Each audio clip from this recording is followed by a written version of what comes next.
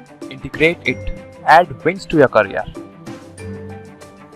Hello guys, welcome back to our channel Integrated. आपका हार्दिक स्वागत है हमारे चैनल में। अपन आरसीसी डिज़ाइन देख रहे थे। आरसीसी डिज़ाइन में अपन ने इंट्रोडक्शन देखा था। पिछले लेक्चर में मैंने क्या बताया था, डिज़ाइन फिलोसॉफी इस बारे में स्टार्ट किया था, ठीक है। और मैंने ये बोला था कि नेक्स्ट लेक्चर में अपन WSM से ना स्टार्ट करके किससे स्टार्ट करेंगे, LSM से, लिमिट स्टेट मेथड से, ठीक है। तो आज का अपना टॉपिक लिमिट स्टेट मेथड, ठीक है। मैं इसके बारे में पहले पिछले लेक्चर में बता चुका हूं कि लिमिट स्टेट मेथड, WSM और एक और कौन सा मेथड होता है, अल्टीमेट लोड मेथड, याद है ना, ठीक है। क्योंकि अपने सिलेबस में देखो WSM और LSM दो ही है, ठीक है। अल्टीमेट लोड मेथड नहीं है और वो ज़्यादा काम का भी नहीं है, ना ज़्यादा वो चला, ठीक है, रियल लाइफ, ठीक है। तो अपन पहला टॉपिक अपना स्टार्ट करने वाले हैं लिमिट स्टेट मेथड से, ठीक है। लिमिट स्टेट मेथड में मैंने पिछले लेक्चर में इंट्रोडक्शन दिया था कि लिमिट स्टेट ऑफ मेथड, एक लिमिट स्टेट ऑफ कोलैप्स और एक लिमिट स्टेट ऑफ सर्विसिबिलिटी, दो मेनली अपन पार्ट्स में देखते हैं, ठीक है। लिमिट स्टेट ऑफ मेथड,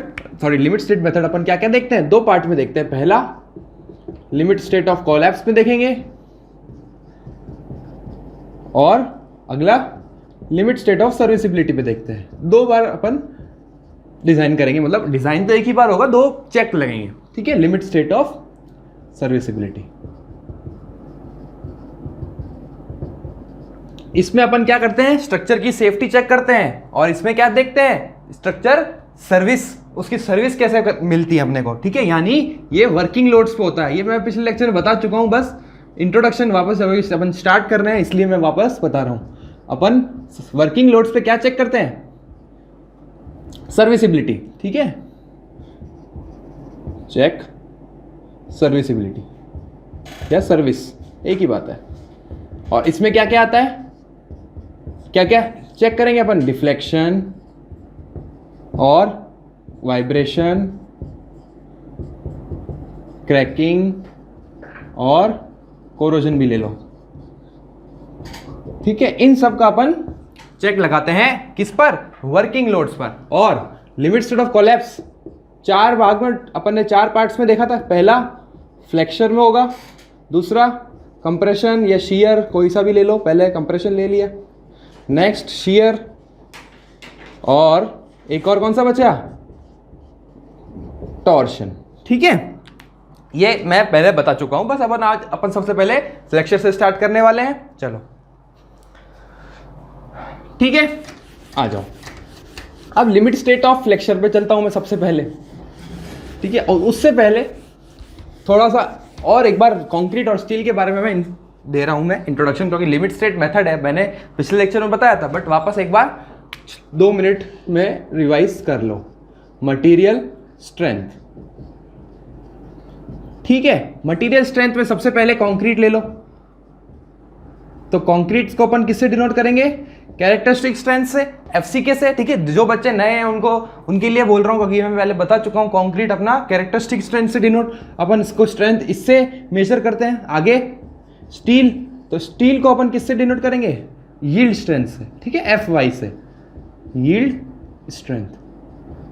और कंक्रीट को किससे करेंगे, कैरेक्टरिस्टिक स्ट्रेंथ, याद है, कैरेक्टरिस्टिक स्ट्रेंथ।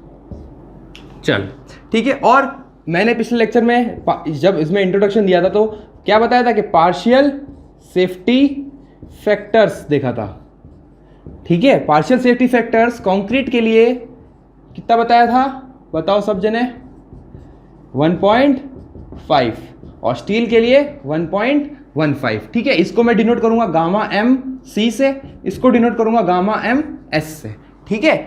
क्या ये किसके लिए है, सिर्फ और सिर्फ safety, partial safety factor for material, ठीक है। अभी अपन लोडिंग पे नहीं गए, अभी लोडिंग पे पहले चलने वाले हैं, इसके बाद जस्ट लोडिंग पे बताने वाला हूँ, ठीक है।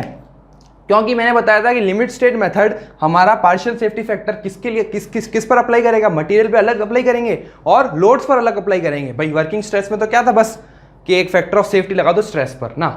अपना लिमिट स्टेट मेथड बढ़िया है, इसमें मटेरियल के लिए अलग देखते हैं और हमारे लोड्स के लिए अलग देखेंगे, ठीक है। क्योंकि दोनों का बिहेवियर अलग अलग होता है भैया, लोड्स के ऊपर मटेरियल और लोड्स दोनों में आपस में कोई लिंक नहीं है, ठीक है। तो इसीलिए एक मैं पर्टिकुलर एक सेफ्टी फैक्टर नहीं ले सकता पूरे के लिए, ठीक है, लोड प्लस मटेरियल ना, मटेरियल के लिए अलग लेंगे सेफ्टी फैक्टर और लोड्स के लिए अलग लेंगे एज पर IS 456, ठीक है। मैं फिर बोल रहा हूँ, ये कोड हमें बिल्कुल ध्यान रखना है। आरसीसी का जो कोड है हमारा इंडियन स्टैंडर्ड IS 456 2000 क्यों है? क्योंकि ये अपना जो रिवाइज हुआ था लिमिट स्टेट मेथड से, ठीक है, ये 2000 ईयर है और इससे पुराना वाला था 1978, ठीक है, ये WSM बेस्ड था, WSM, ठीक है, ऊपर तो नहीं चला गया तो एक और लिख लो WSM, ठीक है। 1978 में जो था ना, इससे पहले जो अपन डिज़ाइन करते थे वो IS 456 कोड का नाम तो वही था, बट 1978 लिखा हुआ था आगे, क्योंकि वो ईयर है। उस फोर्ट में जब रिवाइज होते हैं ना कोड्स,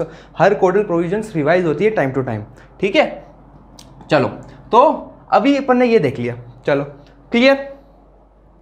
अच्छा, और ये तो चलो स्ट्रेंथ देखी, एक बार अब परमिसिबल भी देख लेते हैं कि इसकी डिज़ाइन वैल्यू क्या लेते हैं अपन, ठीक है। वो क्योंकि अपन लिमिट स्टेट पढ़ ही रहे हैं तो अपन अच्छे से एक बार कंक्रीट के बारे में भी और देख लेते हैं, ठीक है, फिर आगे अपन फ्लेक्चर में चलेंगे।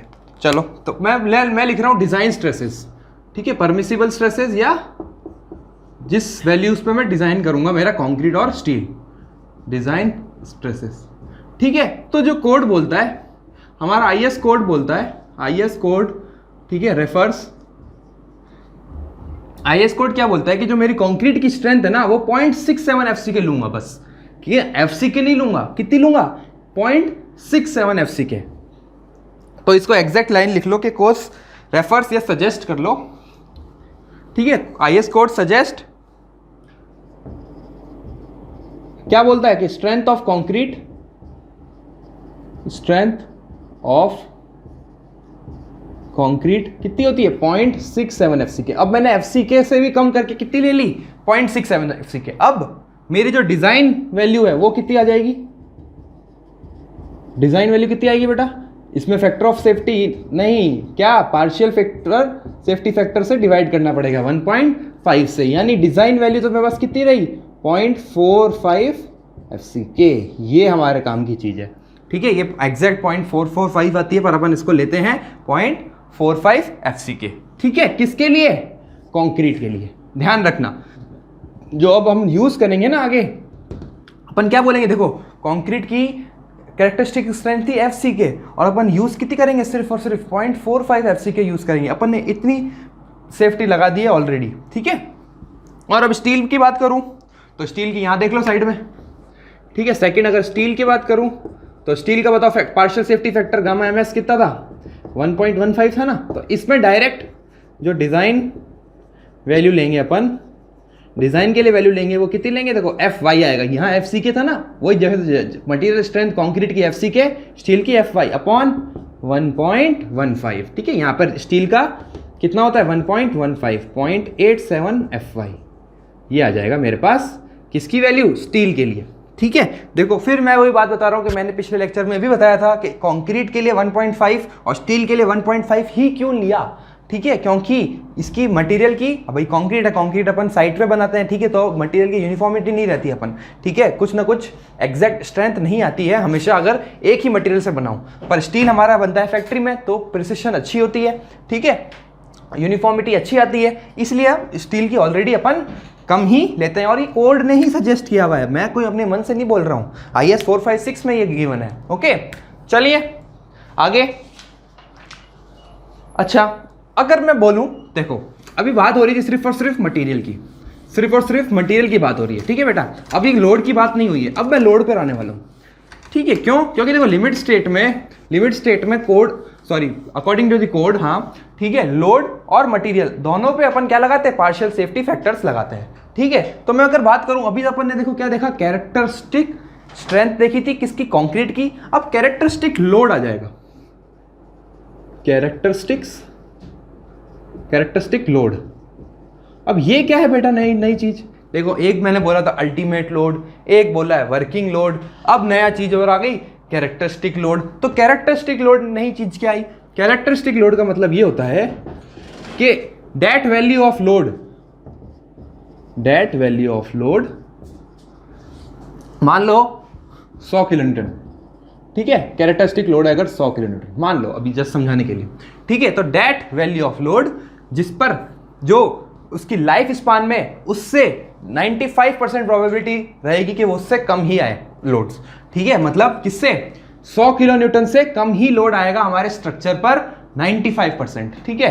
5% के केस में वही देखो 5% फेल हुए थे ना कंक्रीट में, तो वही यहाँ पर है कि 95% क्या होनी चाहिए प्रोबेबिलिटी, इससे कम आने वाली लोड होनी चाहिए, मतलब 100 किलो न्यूटन से कम ही लोड आएगा, तो वो मेरा क्या कहलाएगा, कैरेक्टरिस्टिक लोड। और अल्टीमेट लोड कौन सा होगा, जिस पर स्ट्रक्चर फेल होता है। और वर्किंग लोड जो उसकी लाइफ टाइम पे जितने भी लोड्स आ रहे हैं स्ट्रक्चर पे वो होते हैं वर्किंग लोड्स, ठीक है। तो एग्जैक्ट अगर डेफिनेशन लिखें तो that value of load that has probability that has 95% probability, ठीक है। किसके लिए 95% probability, not being exceed in its life time, ठीक है, या लाइफ स्पान कुछ भी लिख दो, मतलब उस स्ट्रक्चर के जब तक वो स्ट्रक्चर खड़ा है, मान लो 10 साल 20 साल 50 साल, तो 50 साल में 95% प्रोबेबिलिटी रहेगी कि ये उस स्ट्रक्चर पे 100 किलो न्यूटन से फोर्स कम ही आए, ज़्यादा नहीं आएगा, तो वो लोड कहलाएगा मेरा कैरेक्टरिस्टिक लोड, ठीक है। चलो अब बात आती है कि सर डिज़ाइन लोड कितना आया, तो डिज़ाइन लोड ये तो कैरेक्टरिस्टिक लोड था, तो डिज़ाइन लोड कितना होगा, कैरेक्टरिस्टिक लोड को मल्टीप्लाई किससे कर दूं, पार्शियल सेफ्टी फैक्टर से, पार्शियल सेफ्टी फैक्टर से। अब बात समझ में आती है कि सर बहुत बड़ा डाउट है मेरा कि पिछली बार जब आपने कंक्रीट और स्टील के लिए लगाया था ना, तो क्या किया था, पार्शियल सेफ्टी फैक्टर से डिवाइड किया था, यहाँ आप कर रहे हो मल्टीप्लाई, क्यों भाई ऐसा, इसने ऐसा क्या कर लिया, क्योंकि ये लोड है, ठीक है। मैं चाहूंगा कि मेरा स्ट्रक्चर ज़्यादा से ज़्यादा लोड सहन कर सके, कम से कम स्ट्रेस डेवलप हो सके, इसीलिए मैं क्या करा, पार्शियल सेफ्टी फैक्टर को उसकी स्ट्रेंथ से डिवाइड किया ताकि मैं उतनी ही स्ट्रेस तक लिमिट रख सकूं, और यहाँ पे क्या किया, पार्शियल सेफ्टी फैक्टर से मल्टीप्लाई कर दिया कि मैं बड़े लोड के लिए डिज़ाइन करूं, कि मतलब मेरे स्ट्रक्चर पर ज़्यादा लोड आए और स्ट्रेस कम जनरेट हो, ठीक है। बस ये छोटा सा चीज़ थी। अब बात करते हैं 456 जो हमारा कोड है वो क्या कहता है, कितने पार्शियल सेफ्टी फैक्टर लेता है, कैसे लेता है, एक छोटी सी टेबल है वो अपने को ध्यान रखनी है, बहुत काम की टेबल है और उससे सीधा क्वेश्चन आ सकता है, न्यूमेरिकल भी, ठीक है, जेई में भी, ऐसी बात नहीं है, छोटा सा क्वेश्चन बनता है, बिल्कुल बनता है, ठीक है। तो मैं यहाँ कॉम्बिनेशन लिखूंगा, ठीक है, लोड के कॉम्बिनेशन लिखूंगा, इधर लोड कॉम्बिनेशन लिखूंगा, ठीक है। अलग अलग लोड कॉम्बिनेशन के लिए अलग अलग वैल्यूज होती है, ठीक है। यहां मैं लिखूंगा लिमिट स्टेट ऑफ कोलैप्स, देखो कोलैप्स के लिए अलग और सर्विसिबिलिटी के लिए अलग, सीधी बात है, दिखती बात है, ठीक है। लिमिट स्टेट ऑफ सर्विसिबिलिटी, ठीक है, स्पेलिंग देख लेना, मेरे को ज़्यादा नहीं आ रहा टाइम, ठीक है। अच्छा अब लोड्स भी अलग अलग होंगे, dead load, live load, earthquake load, ठीक है। तो अब अलग अलग लोड्स के लिए मेरे को अलग अलग लेने पड़ेगा, ठीक है, क्योंकि एक ही लोड के ऊपर एक ही मेरा पार्शियल सेफ्टी फैक्टर नहीं होता, अलग अलग होता है। और ये WL और EQL को मैं समझा रहा हूँ अभी, पहले ये टेबल में देख लो, ठीक है। ये टेबल आपको मुंह जबानी याद होनी चाहिए, ऐसा नहीं है कि बस कोड में गिवन है तो क्या करें, रटे ना, याद होनी ही चाहिए। और कॉम्बिनेशन ये बड़ा बन गया, इसको लाइन को यहाँ बना दो, लोड कॉम्बिनेशन, ठीक है। चलो हटाओ इसको, पहला dead load plus live load, अगर सिर्फ और सिर्फ एक कॉम्बिनेशन है मेरा डेड लोड और लाइव लोड का, तो पार्शियल सेफ्टी फैक्टर इनका तो नहीं आएगा, और पार्शियल सेफ्टी फैक्टर होता है 1.5 इन दोनों के लिए और सर्विसिबिलिटी के लिए 1, ठीक है। ये कोड में गिवन है। अच्छा अब बात आती है second, dead load plus wind load और अर्थक्वेक लोड, ये WL का मतलब विंड लोड और अर्थक्वेक लोड, ये देखो स्लैश लिखा हुआ है ना, देखो कभी भी दोनों एक साथ कंसीडर नहीं होंगे, विंड लोड और अर्थक्वेक लोड, इन दोनों में से जो सबसे ज़्यादा होगा, अब सबसे ज़्यादा क्या, दो में से एक ही ज़्यादा होगा, ठीक है, उसको अपन कंसीडर करेंगे डिज़ाइन में, ओके। ये कोड कहता है, तो मैंने क्या लिखा, dead load plus wind load और अर्थक्वेक लोड, ठीक है। ये वापस वैल्यू लेगा 1, लाइव तो आएंगे नहीं, लाइव में तो कुछ है ही नहीं, 1.5 और एक स्पेशल केस में 0.9 होता है, ये स्पेशल केस में बताऊंगा, ठीक है, ये स्पेशल केस में बताऊंगा, ठीक है। और ये फैक्टर होता है वापस इसके लिए 1.5, 1 और 1। नेक्स्ट तीसरा, अब तीनों ले लो, dead load plus live load plus wind load या अर्थक्वेक लोड, इन दोनों में से, ठीक है। डेड लोड भी आएगा, लाइव लोड भी आएगा और विंड लोड या अर्थक्वेक लोड। ठीक है, तो इसके लिए हमारे होता है तीनों के लिए 1.2 1.2 1.2 और यहाँ आता है हमारा 0.8, इसके लिए आता है पॉइंट, इसके लिए 1 और इसके लिए 0.8। ठीक है, एक बार चेक कर लो, बिल्कुल यही है। ठीक है, चलो, तो ये हमारे लोड कॉम्बिनेशन हुए किसके लिए। अब जैसे मेरी बात आई, मेरे को समझ में आती है बात कि सर मेरे को डिजाइन लोड चाहिए किसके लिए, अगर मेरे को मेरा बीम है, फ्लेक्सर मेंबर है, ठीक है, तो मैं कौन से लोड लगाऊंगा, कोलैप्स के लिए लगाऊंगा और ये वाले फैक्टर्स लूंगा। अगर मुझसे डिफ्लेक्शन के बारे में पूछे, अगर मुझे डिफ्लेक्शन का चेक लगाना है, जैसे मान लो अपन ने सिंपली सपोर्टेड बीम लेकी और उस पर एक पॉइंट लोड आता है या यूडीएल आता है, तो यूडीएल पे जितना डब्ल्यू आ रहा है मैं उतना का उतना ही लूंगा, उसको पार्शियल सेफ्टी फैक्टर से मल्टीप्लाई नहीं करूंगा। क्यों? क्योंकि हमारे लिमिट स्टेट ऑफ सर्विसिबिलिटी में डेड लोड का पार्शियल सेफ्टी फैक्टर और लाइव लोड का पार्शियल सेफ्टी फैक्टर दोनों 1 है और इस केस के लिए 0.8 है, जो भी है एग्जैक्ट अपन वैल्यू लेंगे। ठीक है, अच्छा मैंने ये बोला ना पार्शियल, क्या बोलते हैं ये 0.9 बोला, ये 0.9 किस केस में आता है वो मैं बताता हूँ। ठीक है, पहले ये टेबल देख लो इसकी, तो भले आप स्क्रीनशॉट ले लो, जो मर्जी लेना है ले लो। ओके, अब ये जो 0.9 है ना, ये वाला 0.9 अपन तब लेते हैं जब स्टेबिलिटी ऑफ स्ट्रक्चर जो होती है ना, ये 0.9 वाले बता रहा हूँ, ये कोड में गिवन है ऑलरेडी। ठीक है, जब stability of structure against the rotation या against overturning, stability of structure against overturning is critical, बस इतना सा है क्लॉज, अपने को ध्यान रखना है। Safety of structure against overturning is critical, तब मैं ये वैल्यू कितनी लूंगा, 0.9 लूंगा, बस इतना सा है और कुछ नहीं। क्लियर? ये अपने को कोड में गिवन है, आप टेंशन मत लो, ये पूरी टेबल कोड में गिवन है IS 456-2000 में। ओके, अच्छा, अब इस पे ऊपर क्वेश्चन कैसे आता है हम फटाफट ले लेते हैं, एक क्वेश्चन छोटा सा। ठीक है, इन लोड कॉम्बिनेशन के ऊपर डायरेक्ट क्वेश्चन आया हुआ है काफी बार, खासकर SSC JEE में हमारा एक क्वेश्चन आता तो है, ये नहीं कह सकता कि पक्का आएगा ही आएगा, बट आ सकता है क्योंकि एक बार आ चुका था। और अगर मेरे को ये प्रोविजंस याद नहीं है तो मैं क्वेश्चन नहीं कर पाता। ओके, देखो लिमिट स्टेट मेथड बहुत अच्छा मेथड है, अपन इसको इसमें मजा आएगा, अपन सारे बीम डिजाइन करेंगे, सब कुछ डिजाइन करेंगे, आपको बहुत अच्छा लगेगा। ठीक है, चलो, अब एक क्वेश्चन गिवन है पहला। ठीक है, नॉर्मल ऑब्जेक्टिव क्वेश्चन ही है। डेड लोड गिवन है मेरी स्ट्रक्चर पे 60 kilo Newton, live load given है 80 किलो न्यूटन और विंड लोड गिवन है, विंड लोड कितना 120 और अर्थक्वेक लोड है 150। ठीक है, पूछ रहा है कि मेरे को डिजाइन लोड बताओ, डिजाइन लोड कॉम्बिनेशन बताओ। ठीक है, मैं किस लोड के लिए मैं मेरा स्ट्रक्चर डिजाइन करूंगा। ठीक है, तो मेरे पास अभी 3 कॉम्बिनेशन थे और डिजाइन लोड किसके लिए, कोलैप्स के लिए, ना कि सर्विसिबिलिटी के लिए। ओके, तो पहला फर्स्ट कॉम्बिनेशन क्या देखा था अपन ने, 1.5 दोनों के लिए था, dead load plus live load. Direct लिख रहा हूं, first combination 1.5 into dead load कितना है 60, ये कितना है 80, मल्टीप्लाई कर दो, कितना आया, कितना आ रहा है, ये हमारे पास आ रहा है 210 किलो न्यूटन।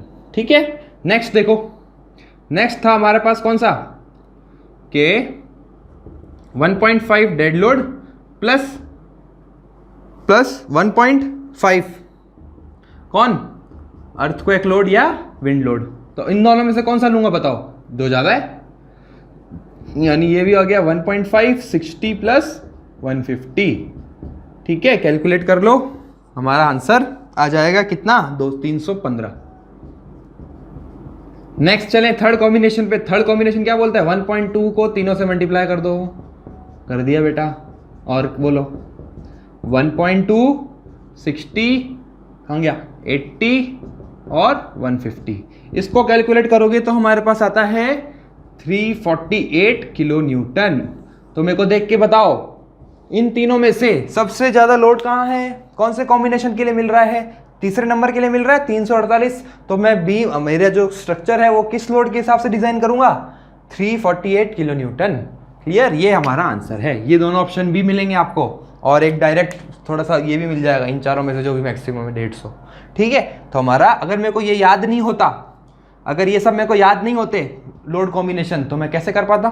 ठीक है, दिखती बात है। चलो ठीक है, अब मैं आता हूं मेरे limit state of collapse flexor में। ठीक है, हमारा फर्स्ट टॉपिक रहेगा लिमिट स्टेट मेथड का। ठीक है, जो लिमिट स्टेट अपन कोलैप्स पढ़ रहे हैं उसमें फ्लेक्सर, ठीक है, सबसे इंपॉर्टेंट है और इससे क्वेश्चन सीधा आएगा, हर एग्जाम में इससे क्वेश्चन आता ही आता है। ओके, कर लो नहीं। ठीक है, तो अब अपन क्या देखने वाले हैं, limit state of collapse flexure में। ठीक है, flexure.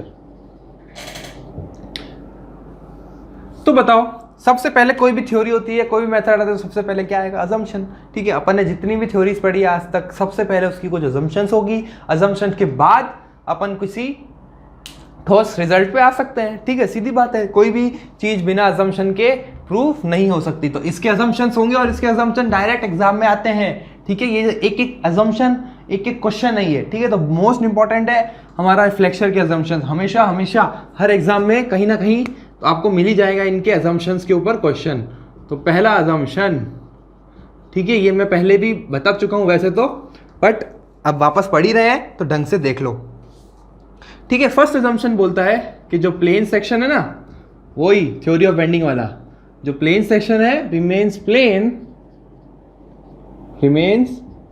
Plane before and after, क्या, बिफोर एंड आफ्टर बेंडिंग। ठीक है ना, क्योंकि देखो फ्लेक्चर मेंबर है तो फ्लेक्चर में क्या आएंगे, बेंडिंग मूवमेंट्स। बेंडिंग मूवमेंट से क्या होगा, बेंडिंग, और जो मेरा वो है क्या बोलते हैं, अगर मान लो ये रेक्टेंगुलर सेक्शन है, ठीक है, तो बेंडिंग के बाद भी ये ऐसे ना होके प्लेन ही रहेगा, ये ऐसे ना होके प्लेन ही रहेगा। क्लियर, ये अपन ने थ्योरी ऑफ बेंडिंग में भी देखा था, स्ट्रेंथ ऑफ मटेरियल में। अच्छा, अब इस भाई क्वेश्चन इसके ऊपर नहीं आएगा कि ये अजम्पशन है, जो ये अजम्पशन है ना, इसके कारण हुआ क्या, इसके कारण जो स्ट्रेन्स होंगे ना वो लीनियरली वेरी करेंगे, यानी स्ट्रेन डायग्राम इज लीनियर बनता है। Most important, strain diagram is linear कब, जब मेरा ये जो सेक्शन है वो प्लेन, पहले भी बेंडिंग से पहले और बेंडिंग के बाद मेरा जो स्ट्रेन डायग्राम है वो लीनियर बनेगा। तो स्ट्रेन डायग्राम बनाओ, कैसे बनेगा मैं बता चुका हूं, एक बार देख लो छोटा सा वापस। देखो ये, ठीक है, यहां पर ऊपर कंप्रेशन, नीचे टेंशन। ठीक है, ये और सिर्फ किसकी बात कर रहा हूं, ये फिर देखो अभी अपन सिर्फ और सिर्फ फ्लेक्चर की बात कर रहे हैं। ठीक है, किसमें, limit state of collapse flexure में। और कंक्रीट के केस में ये बोलता है ये 0.0035 होता है। किसके केस में, कंक्रीट के केस में। ये सेकंड अजम्पशन है हमारा कि maximum compressive strain in outer most fibre, ये मैं लिखवा नहीं रहा, मैं डायरेक्ट बता रहा हूं, ये सेकंड अजम्पशन है। ठीक है, ये कंप्रेशन रहेगा इधर टेंशन। ठीक है, अभी ये सिर्फ कंक्रीट का नहीं है, मैं ये सिर्फ जनरल डायग्राम बनाया है। ठीक है, मैं बताऊंगा कंक्रीट के बारे में, अभी आगे आना हुआ। बट सेकंड अजम्पशन ये है कि जो कंप्रेसिव स्ट्रेन है, maximum compressive strain in outer most fibre for concrete कितना, 0.0035। ठीक है, नेक्स्ट अजम्पशन यही था। अगला, अब स्ट्रेन की बात हुई तो स्ट्रेस क्यों पीछे छूट गया, स्ट्रेस को भी बुलाओ, स्ट्रेस का भी डायग्राम देखेंगे। ठीक है, और ये सब कुछ, ये सारा अजम्पशन वगैरह सब कुछ किस में गिवन है, वापस IS 456/2000 यहाँ लिख ही लेते हैं, कभी गड़बड़ ना हो। ओके, चलो थर्ड बोलता है जो स्ट्रेस डायग्राम है ना हमारा, स्ट्रेस डायग्राम। अब भैया स्ट्रेन हो गया तो स्ट्रेस डायग्राम, ये स्ट्रेस स्ट्रेन कर्व बोल दो, चलो एग्जैक्ट बोलते हैं, स्ट्रेस स्ट्रेन कर्व। ठीक है, स्ट्रेस किसी से वेरी तो करेगा ना। स्ट्रेस स्ट्रेन कर्व है जो हमारा कंक्रीट के लिए, फॉर कंक्रीट, ये इंपॉर्टेंट है, फॉर कंक्रीट। ठीक है, इज या तो रहेगा वो रेक्टेंगुलर या रहेगा ट्रेपेजॉइडियल,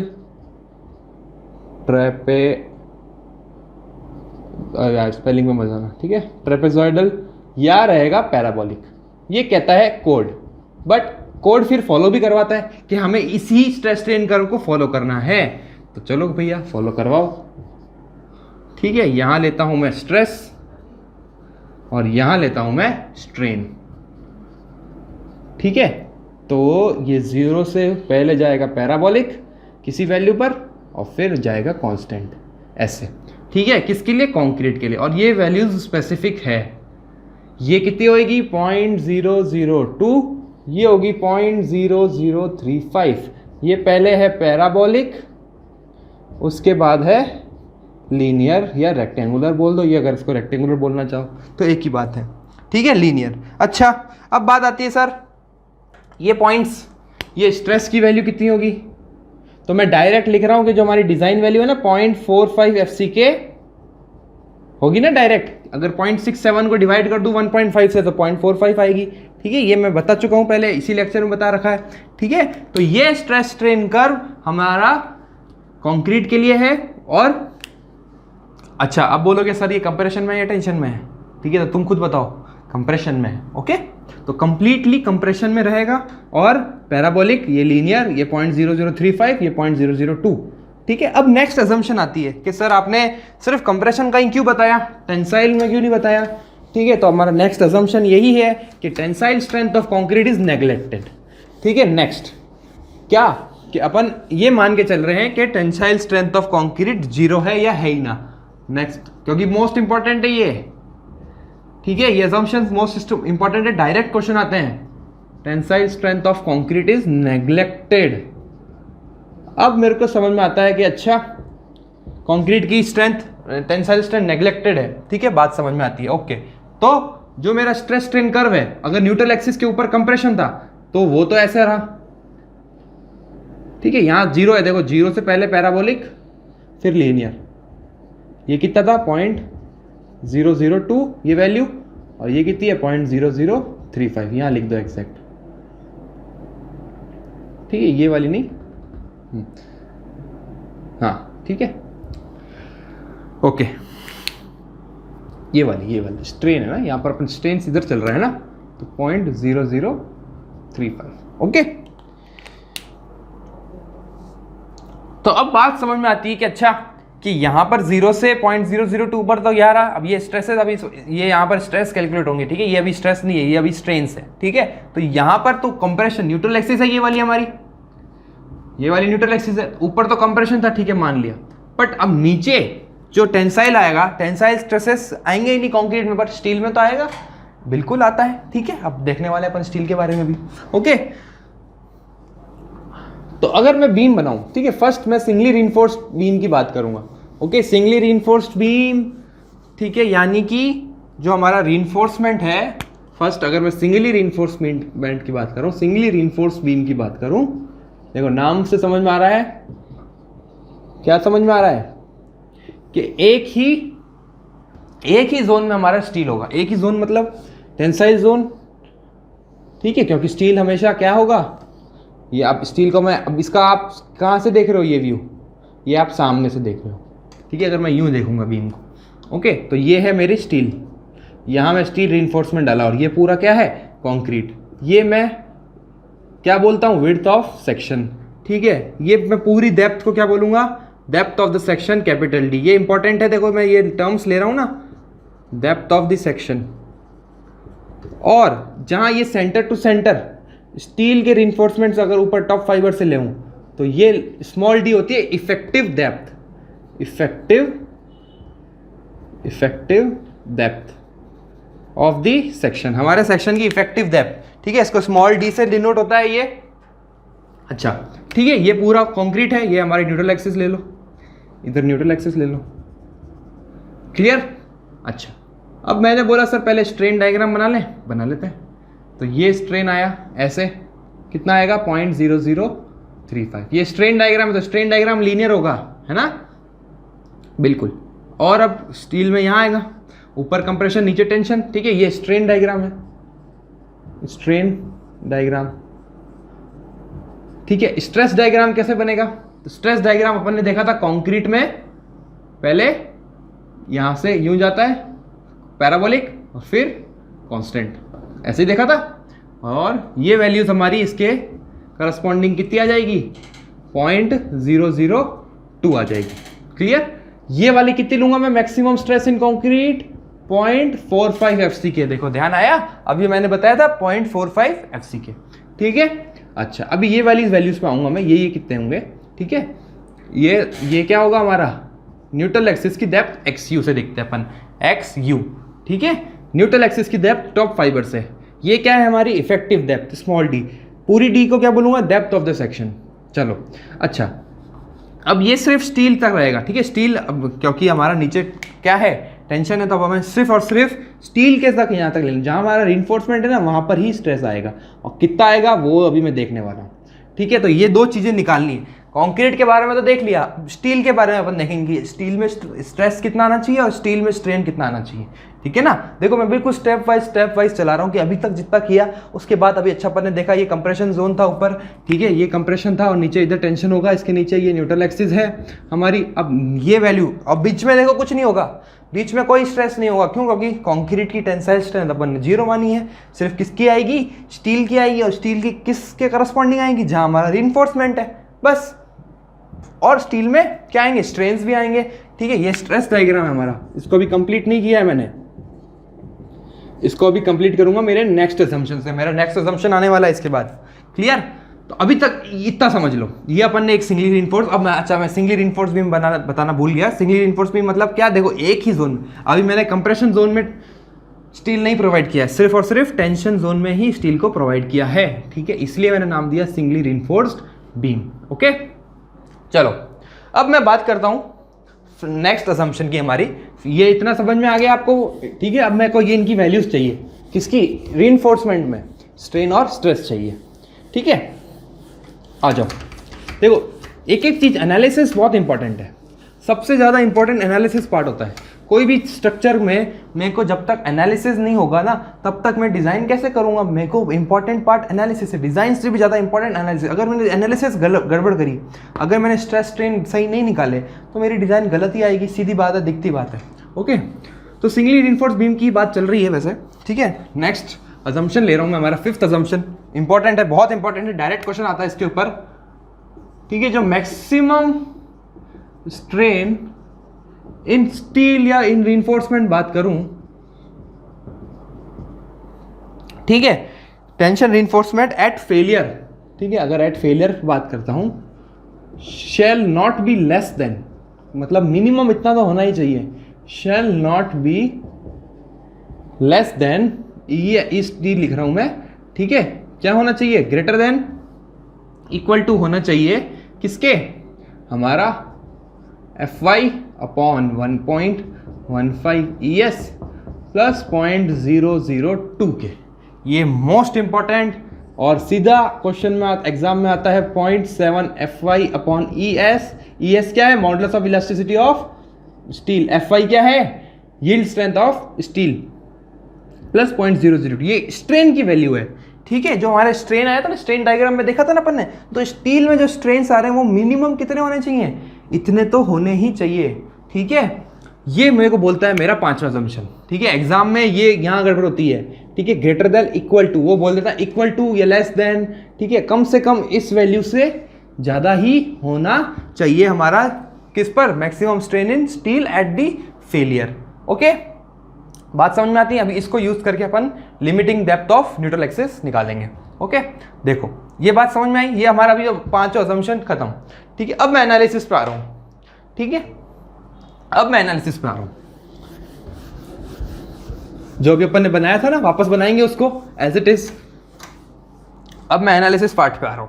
ओके, तो एनालिसिस पार्ट में सबसे पहले, अगर मैं एनालिसिस में कर रहा हूं, ठीक है, एनालिसिस में सबसे पहले क्या निकालूंगा? Limiting depth of neutral axis. ठीक है, मुझे डेप्थ ऑफ न्यूट्रल एक्सिस चाहिए। अब देखो स्ट्रेन्स में क्या आ रही थी वैल्यूज?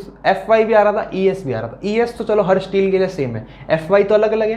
तो मैं अलग अलग स्टील के लिए देखो अलग अलग यील्ड स्ट्रेंथ आएगा भाई। 415 मैं ये बता चुका हूँ पिछले लेक्चर में, Fe415, Fe500, Fe250, ये अपन ने वेराइटीज ऑफ स्टील देखी थी।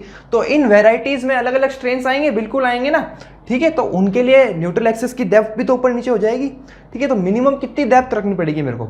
ठीक है, लिमिटिंग वैल्यू वहां पर अब मैं इस पे आने वाला हूं। ठीक है, वो फॉर्मूला कहां से आता है? ठीक है, डायरेक्ट अपने को कोड में गिवन भी है और अपने को याद भी रखना है। ठीक है, तो एनालिसिस पे चलते हैं सबसे पहले। और मैंने ये देखा था, ये मेरी बीम थी। ठीक है, ये मेरी बीम थी, ये सिंगली रीइंफोर्स्ड ही मान रहा हूं अभी भी। ठीक है, स्ट्रेन कैसे देखा था अपन ने? ऐसे देखा था। ठीक है, ये वैल्यू कितनी देखी थी? 0.0035। अब ये कितनी आई?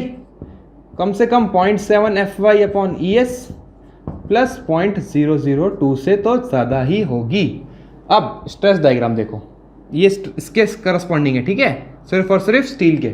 अब यहाँ पर ये ऐसे, ये ऐसे, और ये न्यूट्रल एक्सिस थी हमारी, ये पैराबोलिक, ठीक है ना। ये किसके करस्पॉन्डिंग होता था, यार थोड़ा अच्छा नहीं बना, ठीक है। ये किसके करस्पॉन्डिंग होता था, यहाँ, ठीक है। यहाँ तक तो लगेगा लीनियर, ठीक है, ये पोर्शन लीनियर है। ये वैल्यू कितनी थी, 0.45 FCK। ये आपको एकदम मुंह जबानी याद होनी चाहिए, एक एक वैल्यूज बहुत इंपॉर्टेंट है ये। 0.002, ये सारे एक एक क्वेश्चन है, ठीक है। ये मैंने क्या बोला था, XU बोला था, और ये कितनी बोली थी, D।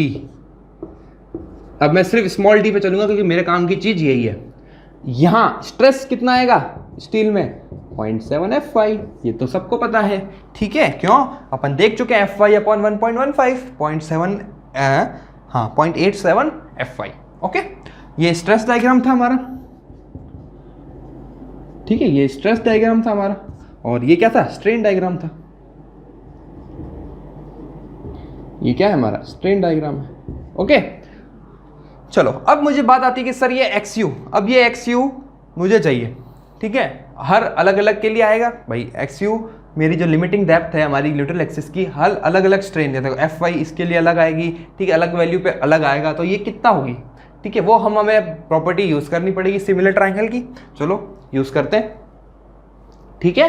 देखो ये सब कुछ मैथमेटिक्स है और कुछ भी नहीं है ठीक है, आसान है बिल्कुल, कुछ हार्ड नहीं है, एकदम बेसिक चीज़ें हैं, ठीक है। अभी तो बिल्कुल लिमिट स्टेट शुरू हुआ है, ओके। तो देखो अब मैं यहाँ सिमिलर ट्रायंगल की प्रॉपर्टी लगा रहा हूँ। ये कितना था हमारा, XU था, ठीक है। तो देखो 0.0035 अपॉन XU, 0.0035 अपॉन XU, एक जगह ये आ गया, ठीक है, इक्वल्स टू EST। अब देखो EST यहाँ में अगर मैं इसको EST बोलूँ, ठीक है, ये EST यहाँ पर, ठीक है, EST अपॉन देखो दिस अपॉन, अब इसकी नीचे कितनी आएगा, D minus XU, D minus XU। ये वाली कितनी थी, देखो कहाँ गई, ये कंप्लीट D था ना, ये लेंथ कंप्लीट D थी, ठीक है, यहाँ तक। तो D माइनस XU, तो मेरे को EST निकल जाएगा ना। तो EST strains in this steel, अभी ये स्ट्रेन इससे ज़्यादा होना चाहिए कम से कम, ठीक है। अभी ये ज़्यादा वाला ही लेके आ रहा हूँ। तो 0.0035 D minus XU upon XU, ये आया EST।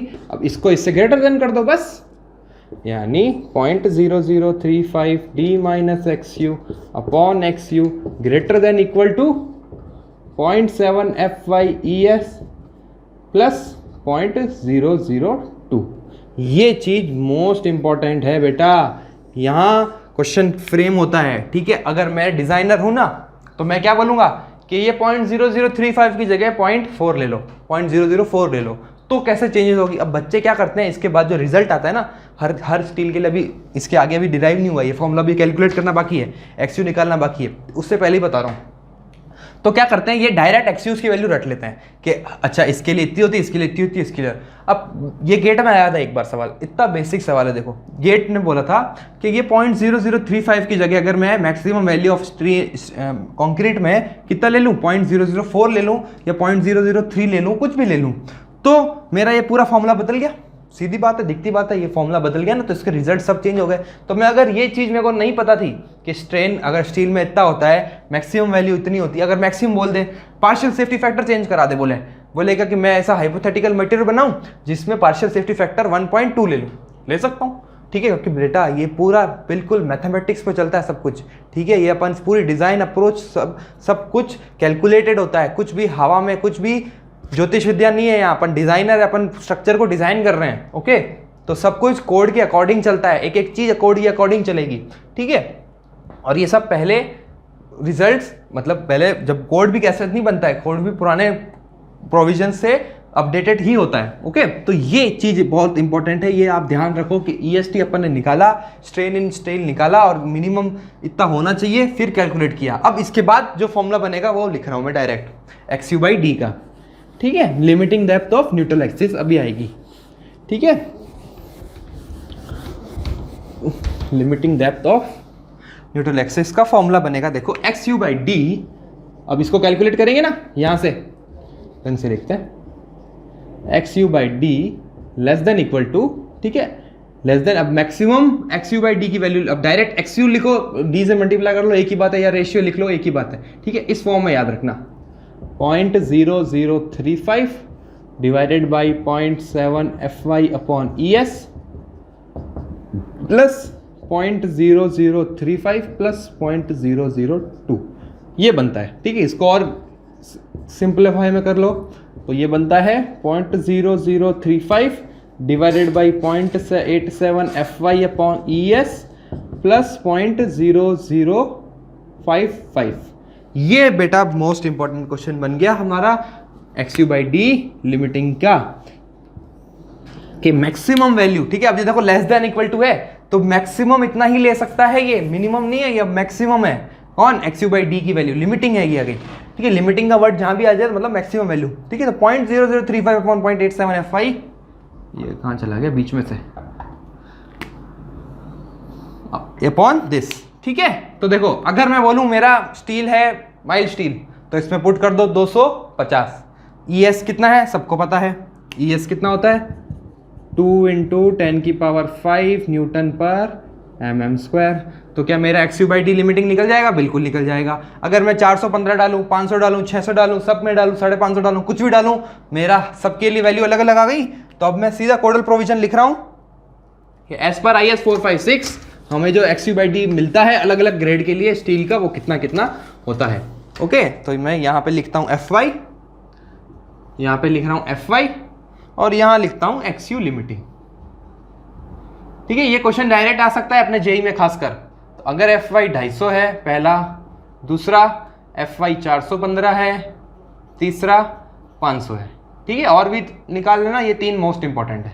ये आता है 0.53, हाँ 0.53D, 0.48D, और ये आता है 0.46, हाँ 0.46D, ठीक है। देखो कोडल प्रोविजन होता है तो इसको एग्जैक्ट ही याद रखना है अपन को, ये टेबल को अपन को एग्जैक्ट याद रखनी है। और अगर आप आगे अपन डिजाइन करेंगे ना तो ये वैल्यूज अपन डायरेक्ट लेंगे। अब इस बार अब अपन बार बार डेरिवेशन नहीं करने बैठेंगे, ठीक है। तो FY मेरा 250 है, तो एक्स यू लिमिटिंग आ गया दिस, इसमें बस वैल्यू पुट कर दो इसी फॉर्मूले में, यहाँ ये इसी से ही आया है, ये सारा सब कुछ इसी से ही आया है, ठीक है। अब क्वेश्चन देखो गेट में क्या आया था, ये तीनों ऑप्शन थे, सब ऑप्शन थे, और क्या बोल दिया था कि वो 0.0035 की जगह 0.004 ले रहा हूं मैं, तो ये वैल्यूज कैसे आएगी? तो बस इस फॉर्मूले में डालना है, और क्या करना है बेटा।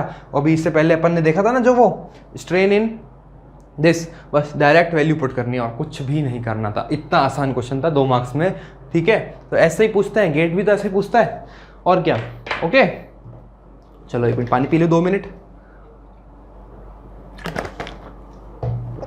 अब देखो, अब अपन ने क्या निकाल दिया, एक बार एनालिसिस कर दिया अपन ने किसका, अभी तक अपन ने क्या निकाली, लिमिटिंग डेप्थ निकाली, ठीक है। अच्छा, अब मेरे को बात समझ में आती है कि सर आपने लिमिटिंग डेप्थ तो निकाल दी, बट अभी तक अपन ने क्या नहीं निकाला है, बताओ देख के क्या नहीं निकाला है। अपन ने अभी स्ट्रेस डायग्राम को एनालाइज नहीं किया है, ठीक है। अब मैं स्ट्रेस डायग्राम के ऊपर आ रहा हूँ, ठीक है। एनालिसिस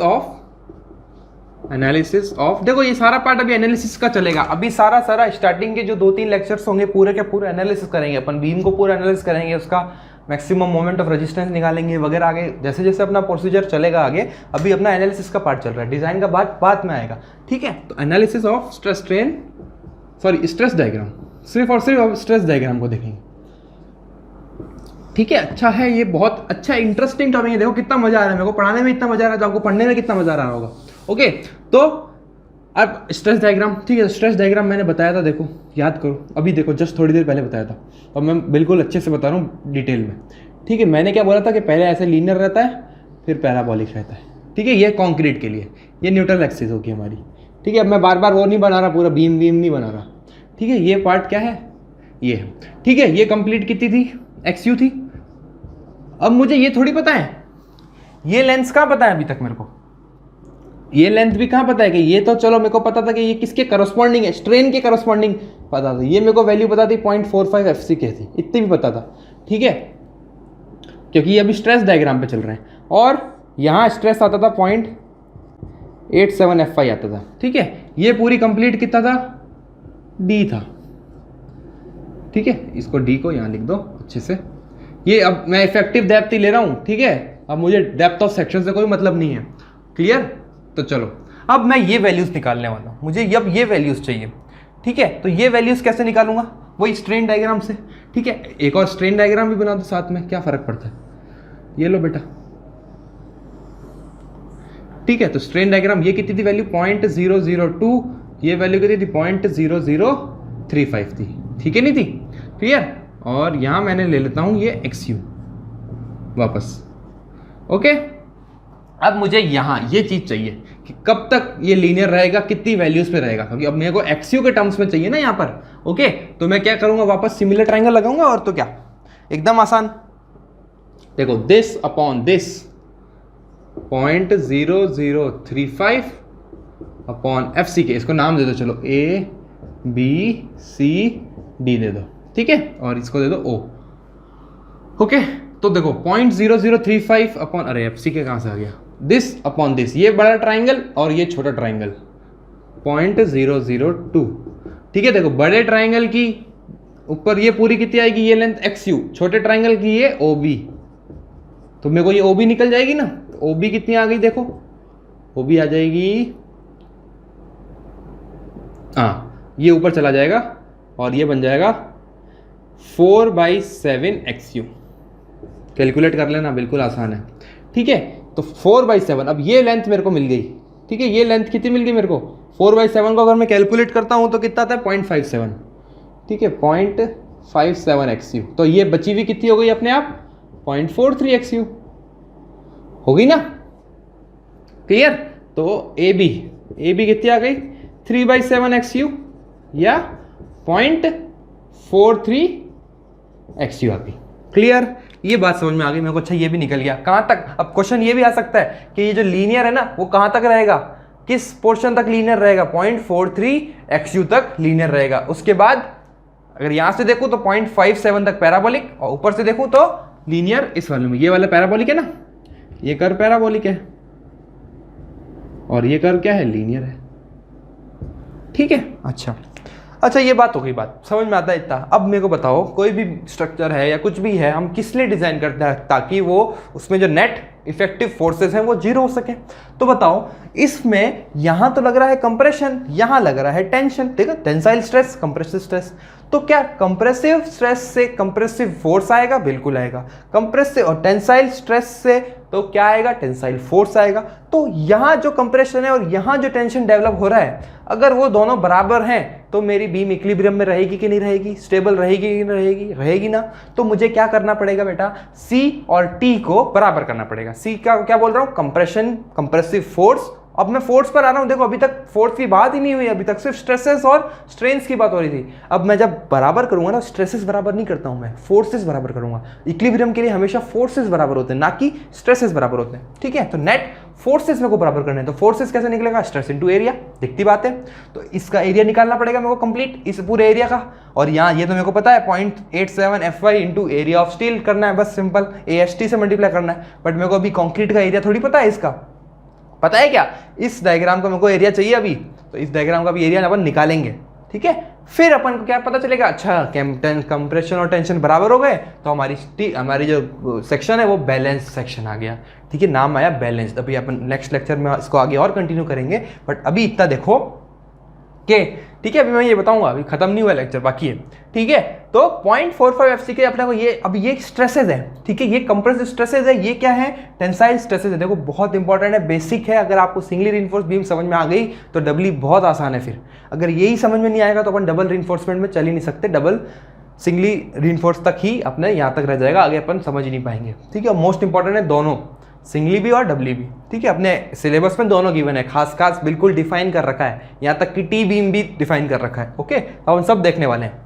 चलो, तो अब मुझे क्या करना पड़ेगा, मैं इसमें इसलिए जोर दे रहा हूँ कि ये जितनी भी चीज़ें बताई है ना मैंने, एक एक छोटी से छोटी चीज़ एक क्वेश्चन है, ठीक है। RCC में जो स्टार्टिंग के जो मतलब जो मोस्ट इंपॉर्टेंट या हमेशा बार बार क्वेश्चन आते हैं ना, वो यहीं से आते हैं डायरेक्ट उठ के, ठीक है। ये पूछ लेगा, ये पूछ लेगा, ये XU पूछ लेगा, कुछ भी पूछ सकता है, ये 3/7 4/7 कुछ भी पूछ सकता है। एक एक क्वेश्चन है ये सारे छोटे के छोटे।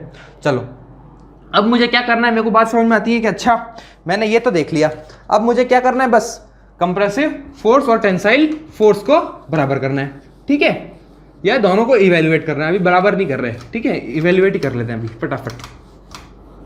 ठीक है, तो ये मैं 1 मिनट हटा रहा हूँ। ठीक है, ये वैल्यूज स्ट्रेन डायग्राम का भी अपने को काम नहीं है, सिर्फ स्ट्रेस डायग्राम का काम है। ओके चलो ठीक है, ये वैल्यूज मेरे को पता चल गई कितनी 0.43 और पॉइंट दिस। अच्छा अब मेरे को बात समझ में आती है, सर टेंसाइल स्ट्रेस तो सिर्फ यहीं लग रहा है, तो टेंसाइल फोर्स भी यहीं लगेगा T।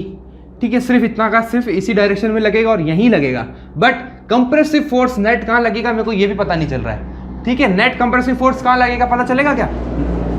हवाई जहाज जा रहा है, आवाज तो आएगी। ओके बट अब यहाँ देखो, मुझे क्या चाहिए, नेट कंप्रेसिव फोर्स चाहिए। तो मैं कहीं मान लेता हूँ कि अच्छा यहाँ कहीं भी बीच सेक्शन में C लग रहा है, कैपिटल C।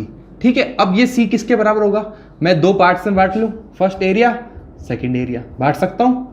ठीक है, इसको मैंने नाम दे दिया C1, इसकी वजह से C1 फोर्स लगेगा, इसकी वजह से C2 फोर्स लगेगा। ठीक है, तो C1 कितना होगा, देखो C1 निकाल रहा हूं मैं, सिर्फ कंप्रेसिव फोर्स ड्यू टू ये लीनियर रीजन, तो ये स्ट्रेस और ये इसकी कितना होगी, इसकी ये डायमेंशन विड्थ वाली, तो कितना आ गया देखो, विड्थ इनटू, ठीक है एरिया अपने को, अब ये पर यूनिट विड्थ पे चल रहा था, तो विड्थ से b से मल्टीप्लाई करना पड़ेगा, इसकी एक और डायमेंशन b भी तो है, तो b इंटू 0.45 FCK इंटू ये लेंथ कितनी देखो 0.43 XU है, बिल्कुल है, यानी ये निकल के आ जाएगा मेरे पास 0.1928 B XU FCK। ठीक है, ये कैपिटल B क्या है, विड्थ ऑफ द सेक्शन, ये C1 निकल गया। अब C2 देखो, अब मुझे क्या चाहिए, C2 चाहिए, तो इसका पैराबोला का एरिया कितना होता है 2/3 इंटू ये लेंथ 0.45 FCK इंटू B तो है ही है, और ये लेंथ कितनी है 0.57 XU। ठीक है, ये अपने को, ये अभी अपने को ये जो मैं बता रहा हूँ ना, ये ज़्यादा काम की चीज़ नहीं है, क्योंकि ये ना आगे जो रिजल्ट आएगा ना इसका वो काम का है। ठीक है, तो अगर आपको ये कैलकुलेशन नहीं आ रही है तो बट कोई बात नहीं, ज़्यादा दिमाग लगाने की जरूरत नहीं है, जूनियर इंजीनियर में अपना मैक्सिमम ये चीज़ नहीं आती है, बस मैं डेरिवेशन के लिए इसलिए बता रहा हूँ ताकि जो बच्चे ES के लिए भी प्रिपेयर कर रहे हैं ना वो भी कर सकें। ओके, तो देखो ये वैल्यूज़ कितनी आई, ये देखो डायरेक्ट आएगा 0.1714। ठीक है, एग्जैक्ट B XU FCK। तो बताओ C कितना हो गया, C1 plus C2, total compressive force C1 plus C2 के बराबर है, बिल्कुल है। किसके बराबर, कितना आ गया, इन दोनों को ऐड कर दो तो ये आएगा 0.36 FCK B XU। ये काम की चीज है, हमारा जो टोटल कंप्रेसिव फोर्स है वो कितना आया 0.36 FCK B XU। ये कितना निकला मेरे को, टोटल C निकल के आ गया। अच्छा, अब ये भी बात समझ में आ गई, बट अभी तक मेरे को ये चीज़ पता नहीं है कि ये इसकी लोकेशन कहाँ है, इसकी लोकेशन भी इंपॉर्टेंट है। ठीक है, ताकि आगे हमें अभी मोमेंट भी अगर आगे जाके अपन एनालिसिस करेंगे नेक्स्ट में, तो हमें ये जरूरत पड़ेगी ये लेंथ की, इसको बोलेंगे लीवर आर्म। बताऊंगा मैं एक एक चीज़। ठीक है, तो मेरे को अभी क्या चाहिए, अभी तक सिर्फ और सिर्फ मैंने C निकाला है, अभी तक मैंने इसका Y बार नहीं निकाला। देखो centroid end moment of inertia वाले चैप्टर में अपन ने देखा था ना, ठीक है, वही चीज करनी है। अब मेरे को ये Y बार निकालनी है, ठीक है, ऊपर से। तो मेरे को क्या चाहिए, Y बार चाहिए। ठीक है, आ जाओ। तो Y बार के लिए मुझे क्या करना पड़ेगा, वही सिंपल, जैसे अपन ने इरेगुलर शेप के लिए सेंट्रॉइड निकाला था ना, तो Y बार कितना हो जाएगा C1Y1 plus C2Y2 upon C1 plus C2। हमारा जो नेट फोर्स है वो कितना पे लगेगा, बस उसको कैलकुलेट कर दो। तो C1 देखो, C1 कितना था अपन निकाल चुके हैं, पॉइंट डायरेक्ट अपन निकाल चुके हैं 0.1928 था। ठीक है, 0.1928 था इंटू Y1, अभी Y1 Y2 भी निकाल के बताऊंगा, टेंशन मत लेना। अपॉन ये था 0.1714 Y2 upon C1 plus C2। अब मैं डायरेक्ट लिखूंगा C1 और C2 को, इसको लिख लेना, ये कितना आया था 0.36। ठीक है, मैं B FC के वो सब कॉमन निकाल के काट देंगे, देखो यहाँ पर, ये अब मैं डायरेक्ट कैलकुलेशन कर रहा हूँ, B FC के XU ये कॉमन निकल के कट गया। ठीक है ना, तो अब देखो Y1 इस सेक्शन का कहाँ निकलेगा, इसके सेंटर में ही, यानी ये कितना था 0.43 XU, तो 0.43 XU डिवाइडेड बाई 2। ठीक है, ऊपर से देख रहा हूँ यहाँ से। अच्छा, अब इस सेक्शन का, ठीक है, किसका, ये पैराबोलिक सेक्शन का मुझे चाहिए, ऊपर से कितना होगा, तो ये ऊपर से ये लेंथ तो पूरी आ गई। ठीक है, कहाँ निकाले Y2 को यहाँ निकाल लेते हैं, तो 0.43 XU तो यहाँ का यहाँ सीधा आ गया, प्लस अब मुझे इस सेक्शन का चाहिए, तो यहाँ से ले रहा हूँ ऊपर से, तो 3/8 ये लेंथ कितनी है 0.57XU। क्लियर? तो यहाँ से अपन ये y1 y2 को इसमें पुट करेंगे और डायरेक्ट y बार निकालूंगा मैं डायरेक्ट। ठीक है, अब इसमें वैल्यू पुट करके सब कट जाएगा।